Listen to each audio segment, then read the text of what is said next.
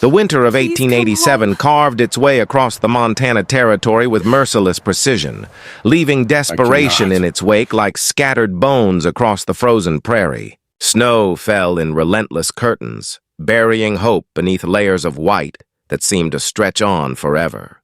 It was during this harsh season that Margaret Hayes found herself standing at the edge of survival, clutching her 3-month-old son against her chest as she approached the most prosperous ranch in the valley.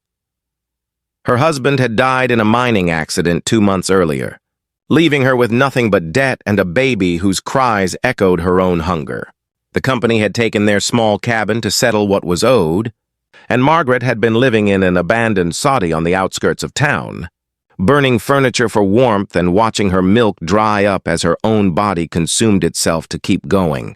Now, as she trudged through knee-deep snow toward the impressive log ranch house that belonged to Samuel Morrison, she carried with her the most desperate proposal a mother could make.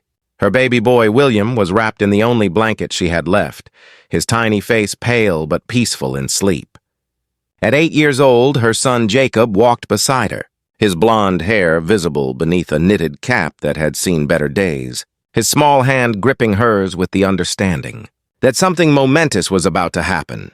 Samuel Morrison was 35 and had built his ranch from nothing through sheer determination and an understanding of the land that bordered on mystical.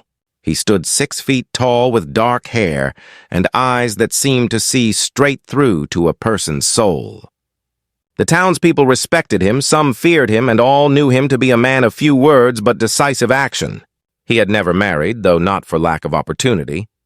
Something about love had always seemed too risky, too unpredictable for a man who controlled every other aspect of his carefully ordered life.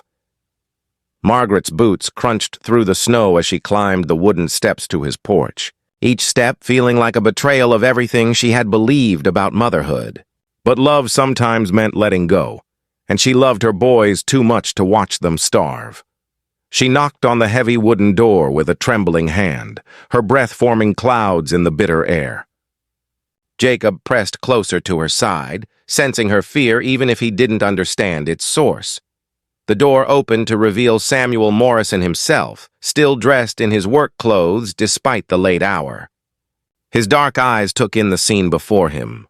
A young woman barely out of her teens, clearly malnourished, holding an infant and accompanied by a small boy whose serious expression spoke of hardships no child should know. "Mrs. Hayes," he said, recognizing her from town.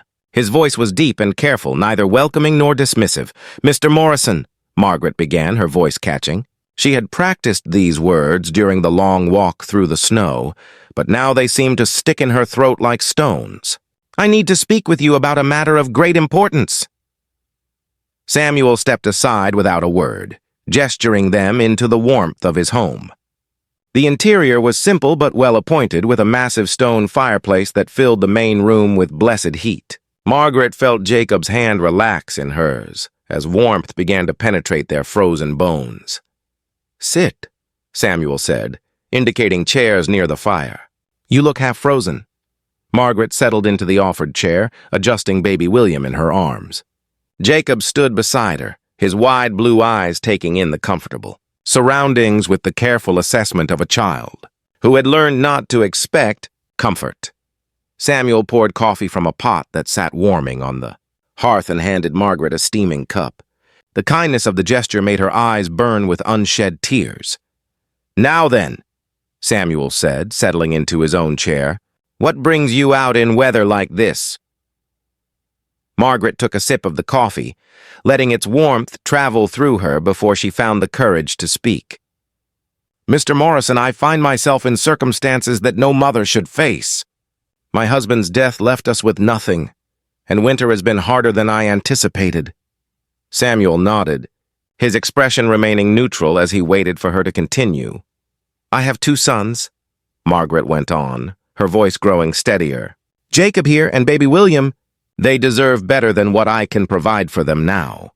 She paused, gathering the fragments of her courage. "I've come to ask if you would consider taking William in exchange for enough food to see Jacob and me through the winter. I know it sounds desperate because it is, But I'd rather know my baby is fed and warm than watch him waste away in my arms." The words hung in the air between them like smoke from the fire.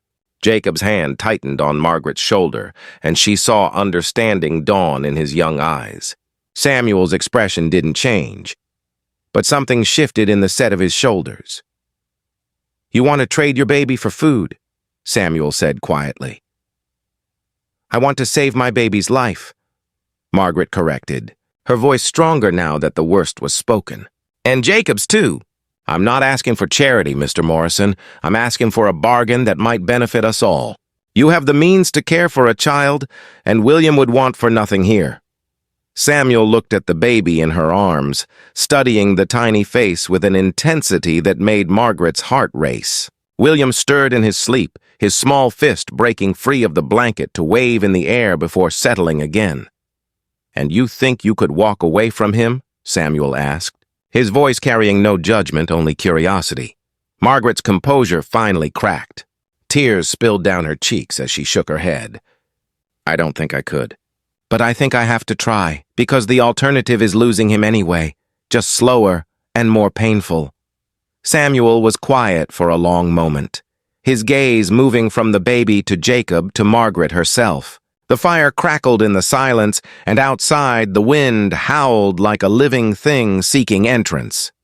"What about the boy?" Samuel said finally, nodding toward Jacob. "Jacob would stay with me," Margaret said quickly. "I just need enough supplies to get us through until spring when I can find work." Samuel stood and walked to the window, looking out at the storm that raged beyond the glass. "Winter's got at least 2 more months in her," he said without turning around. "Maybe 3. That's a long time to stretch provisions." Margaret felt hope and despair warring in her chest. "I'm willing to work for whatever you can spare. I can cook, clean, mend clothes, tend animals. I'm stronger than I look." "I'm sure you are," Samuel said, turning back to face her. "But that's not the point."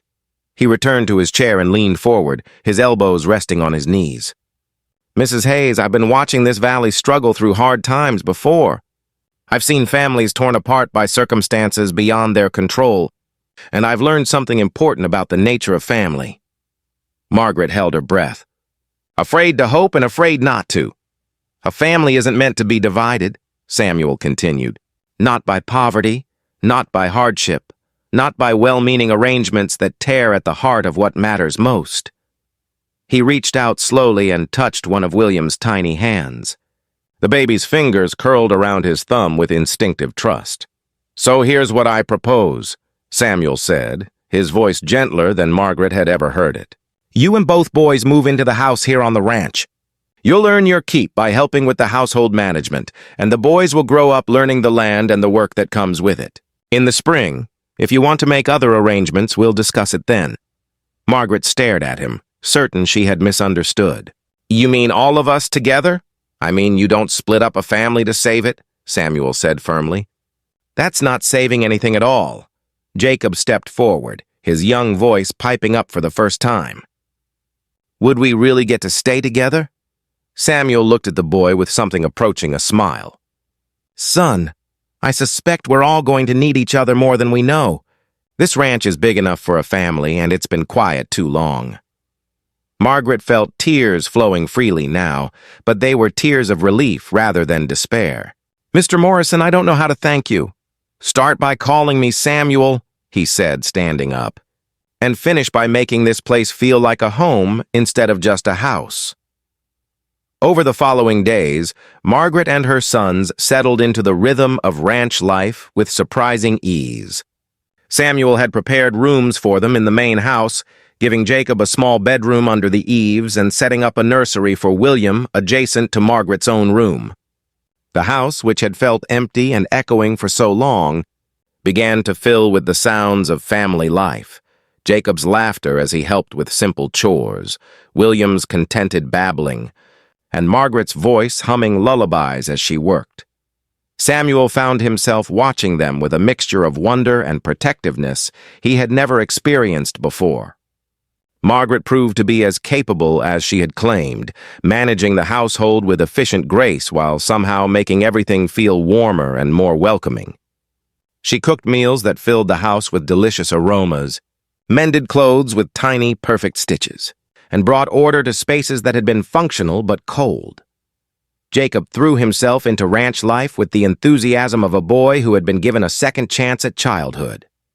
Samuel taught him to care for the horses, to read the signs of changing weather, and to understand the delicate balance between human needs and the natural world. The boy proved to be a quick learner with an intuitive understanding of animals that impressed even the experienced ranch hands. But it was the quiet moments that touched Samuel most deeply. Margaret nursing William by the fire in the evenings, her face soft with maternal love. Jacob falling asleep in his chair after a day of hard work, still clutching a book Samuel had given him about horses. The three of them moving through the house with the easy familiarity of people who belonged together.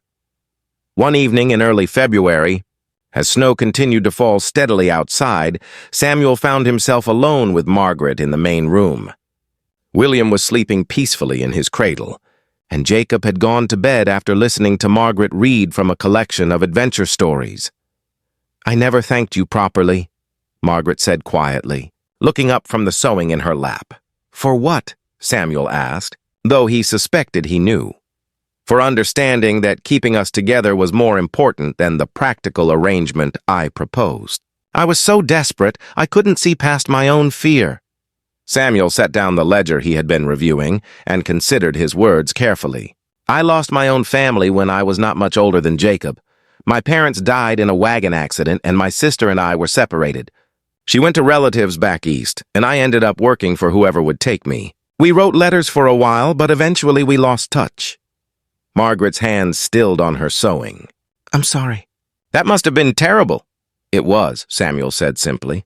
"But it taught me that family isn't just about blood. It's about the people who choose to stand by you when everything falls apart. The people who make a place feel like home just by being in it." Margaret looked at him with new understanding. "Is that why you never married?" Samuel was quiet for a moment, watching the fire dance in the hearth. "I suppose I convinced myself that it was easier to be alone than to risk losing people again. But having you and the boys here has made me realize that being alone isn't the same thing as being safe. It's just another kind of loss." Margaret set her sewing aside and moved to the chair closer to his.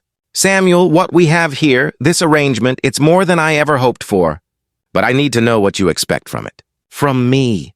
Samuel met her eyes, seeing the vulnerability there and recognizing it because he felt it too. "I expect what any family expects from each other. Honesty, loyalty, care when someone is sick or struggling. I expect Jacob to grow up knowing he's valued and protected. I expect William to learn that he belongs somewhere." "And what about me?" Margaret asked softly. "I expect you to stay," Samuel said, his voice rough with emotion. "Not because you owe me anything, but because this place needs you. Because I need you. Though I'm still learning how to say that." Margaret reached out and took his hand, feeling the calluses from years of hard work, the strength that had offered shelter when she had nowhere else to turn. "I want to stay," she said. "Not just until spring, not just until I can manage on my own, but because this feels like where I'm supposed to be." Samuel turned his hand palm up and interlaced their fingers. "Then we'll make it official when the preacher comes through in the spring. If that's what you want." "Are you asking me to marry you?" Margaret asked, a smile playing at the corners of her mouth. "I'm asking you to be my wife. Jacob's stepfather and William's father in every way that matters," Samuel said. "I'm asking you to help me turn this ranch into the kind of place where children can grow up safe and loved." Margaret's answer was to lean forward and kiss him, a gentle gesture that spoke of new beginnings and the courage to hope again. Spring came early that year, bringing with it wildflowers and warm breezes and the sense of renewal that follows every harsh winter. Margaret and Samuel were married in the main room of the ranch house, with Jacob standing proudly as the ring bearer and baby William gurgling happily in the arms of Samuel's foreman. The ceremony was simple, but the vows they spoke were anything but. They promised to honor the family they had created from necessity and nurtured into love.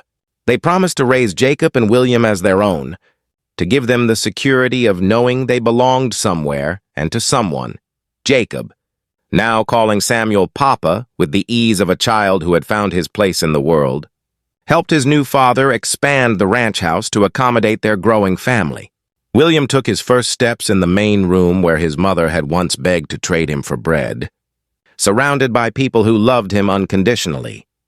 Years later, when Jacob was grown and managing his own section of the ranch, and William was following in his older brother's footsteps with the same intuitive understanding of the land, Margaret would sometimes think back to that desperate winter night when she had walked through the snow with such a terrible proposal.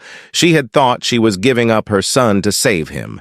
Instead, she had found a man who understood that salvation meant keeping families together, not tearing them apart. She had found a love that grew not from passion or romance, but from the daily choice to care for each other through whatever came. Samuel would catch her in these moments of reflection, usually while she was watching their sons work together in the fields or hearing them laugh together on the porch in the evenings. "What are you thinking about?"